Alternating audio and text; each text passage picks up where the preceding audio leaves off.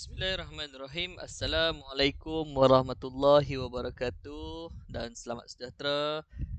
Selamat bertemu kembali dalam sesi pengajaran dan pembelajaran di rumah bersama dengan saya bagi mata pelajaran Bahasa Melayu tahun 2. Jadi apa khabar murid-murid? Cikgu harap semua dalam keadaan yang sihat sejahtera.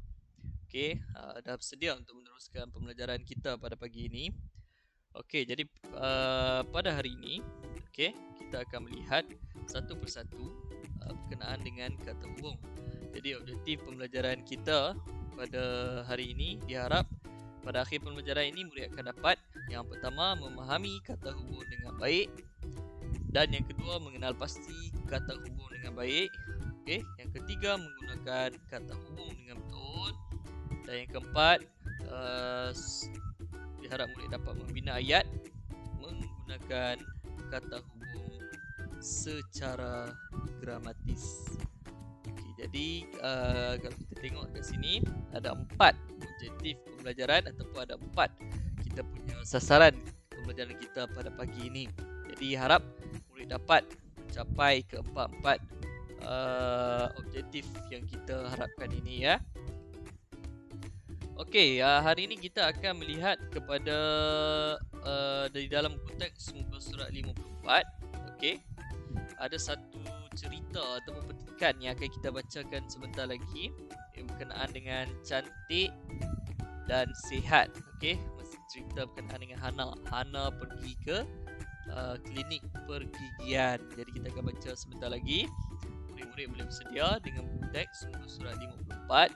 Sebelum kita baca ni, kita akan cuba faham dahulu apakah yang dimaksudkan dengan kata hubung. Baik, kata hubung ialah perkataan yang menghubungkan atau menyambungkan dua ayat atau lebih dua ayat tunggal. Jadi kata hubung ni biasanya kita gunakan untuk sambung ayat. Senang kata macam itulah. Untuk sambung ayat. Ayat apa? Ada ayat tunggal. Ayat tunggal itu ada contohnya ada dua atau lebih ayat tunggal. Kita nak gabungkan dan kita nak cantumkan dia, kita akan menggunakan kata hubung.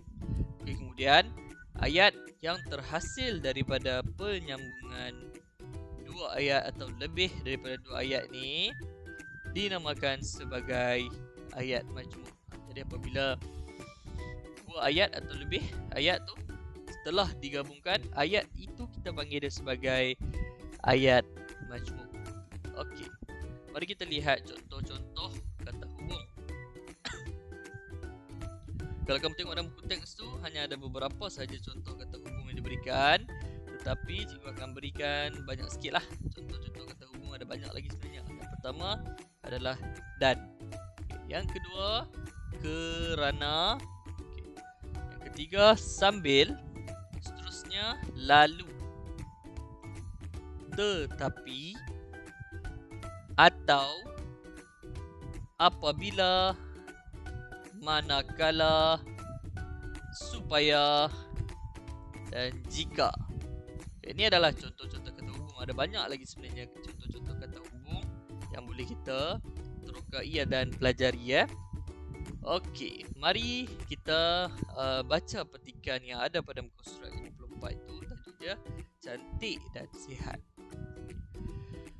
Hana ditemani oleh ayahnya ke klinik pergigian Dr. Huda untuk membuat pemeriksaan gigi. Hana keluar dari kereta lalu berjalan bersama dengan ayahnya ke klinik. Mereka berjalan sambil berbual-bual. Doktor memeriksa gigi Hana di dalam bilik rawatan.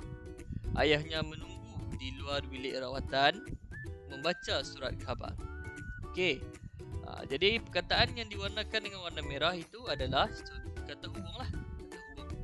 Lalu dan sambil. Ini adalah kata hubung. Cuba kita perhatikan ayat yang ada kata hubung ni. Hana keluar dari kereta lalu berjalan bersama dengan ayahnya ke klinik. Okey, kalau murid-murid nak tahu sebenarnya ayat ini, ayat ini adalah ayat majmuk. Asalnya dia adalah dua ayat tunggal. Dekat sini ada dua ayat tunggal yang digabungkan ataupun disambung menjadi ayat majmuk. dia guna lalu untuk sambung. Okey. Jom kita tengok macam mana ayat dia yang asal. Ayat dia perenggan 1 ni, ayat dia Hana keluar dari kereta. Titik. Itu sebenarnya ayat yang pertama. Ayat yang kedua macam mana? Berjalan bersama dengan ayahnya ke klinik ni ayat yang kedua. Jadi ayat yang kedua dia macam ni. Hana berjalan bersama dengan ayahnya ke klinik. Jadi apabila digabungkan, ditambah kata hubung di sini, dia buang perkataan Hana di depan tu, dia akan jadi, sebab Hana dah ada dekat sini, Hana keluar dari kereta lalu berjalan bersama dengan ayahnya ke klinik. Nampak? Okey. Kalau contoh yang kedua, mereka berjalan sambil berbual-bual. Ni pun ada 2 ayat tunggal sebenarnya. Ayat yang pertama, mereka berjalan. Ayat yang kedua, mereka berbual-bual. Jadi apabila digabungkan, dicantumkan dengan kata hubung sambil, dia menjadi mereka berjalan sambil berbual-bual. Okey, itu contohnya. Untuk perenggan yang kedua, dia minta kita cuba jawab, cuba fikir apakah kata hubung yang sesuai dimasukkan di sini ya. Okey. Ayahnya menunggu di luar bilik rawatan. Ini ayat pertama. Ayahnya menunggu di luar bilik rawatan. Ayat yang kedua, ayahnya membaca surat khabar. Jadi kamu rasa apakah kata hubung yang sesuai untuk kita letakkan di sini? Okey, jawapan dia sudah pastilah sambil. Jadi ayat dia akan menjadi seperti ini. Ayahnya menunggu di luar bilik rawatan sambil membaca surat khabar.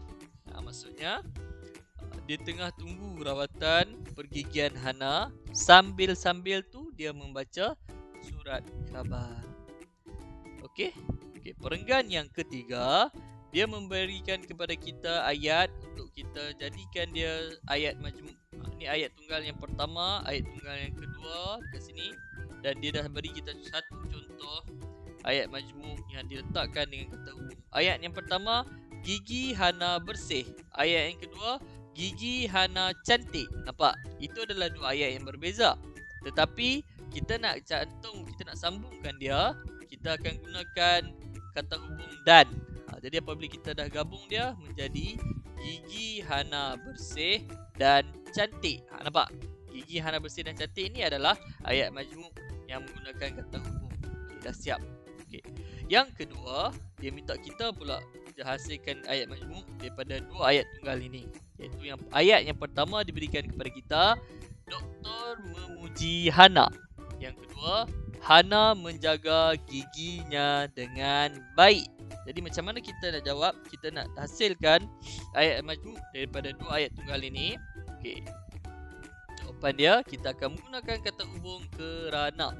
Doktor memuji Hana kerana dia menjaga giginya dengan baik. Okey, harap kamu faham. Okey, yang seterusnya, perenggan keempat, dia tidak memberikan apa-apa ayat kepada kita. Kita kena bina ayat kita sendiri. Sebelum tu kalau kita tengok info bahasa dekat sini, dia menerangkan kepada kita kata hubung ialah perkataan yang menggabungkan 2 binaan ayat. Maksudnya macam saya beritahu tadi, ada 2 ayat tunggal ataupun lebih, kita nak gabungkan dia, kita akan menggunakan kata hubung. Contoh yang dia beri ada 4. Kalau saya bagi tadi banyak sikit lah. Dan, sambil, kerana, atau. Okay, macam saya bagi tadi ada jika, ada apabila, ada manakala kan. Jadi yang ini akan kita gunakan saja pada hari ini, yang boleh digunakan. Okey, kalau kita tengok pada perenggan keempat tu, gambar tu apa yang sedang berlaku. Kita tengok Hana nampak seronok Hana nampak gembira. Kemudian doktor tu dia memberikan Hana ubat gigi dan berus gigi. Jadi kita akan tengok ayat pertama yang boleh kita bina. Ayat pertama ialah doktor menghadiahkan Hana berus gigi. Okey. Doktor menghadiahkan Hana berus gigi.